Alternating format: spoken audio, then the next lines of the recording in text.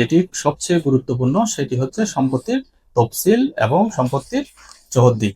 এই ক্ষেত্রে আপনি কি করবেন, যেখানে তফসিলের ঘর থাকে ওই তফসিলের ঘরে আপনার সম্পত্তির মৌজা, আপনার জেলা, থানা এবং ওই দাগে কতটুকু জমি আছে এটা সম্পূর্ণ ঠিক আছে কিনা সেটি দেখার চেষ্টা করবেন। এবং সম্পত্তির জেএল নাম্বার এবং আরএস খতিয়ান, ডিএস খতিয়ান, আরএস দাগ, বিএস দাগ ঠিক আছে কিনা এবং আপনি কতটুকু জায়গা নিচ্ছেন সেটি ঠিক আছে কিনা এই বিষয়টাও আপনি তফসিলে ভালো করে দেখে নেবেন এবং যদি নামজারি থাকে নামজারি নাম্বারটাও ভালো করে মিলিয়ে নেবেন। এই ক্ষেত্রে আপনার সম্পত্তির দলিলে, অর্থাৎ আপনি যে জমিটি কিনছেন ওই জমির দলিলে আপনার ভুল হওয়ার সম্ভাবনা একেবারে কমে যাবে। পরবর্তীতে আপনি আর ওই দলিল নিয়ে কোনো হয়রানির শিকার হবেন না।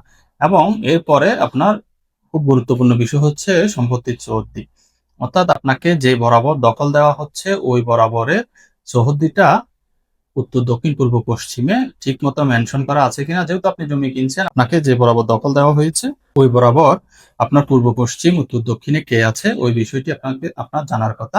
আপনি সেটি ভালো করে জেনে বুঝে দিবেন এবং চৌহদ্দিটা একটু ভালো করে দেখে নিবেন দলিলে ঠিক আছে কিনা, যে যে মতে আপনাকে দখল দেওয়া হয়েছে সেই অনুপাতে ঠিক আছে কিনা।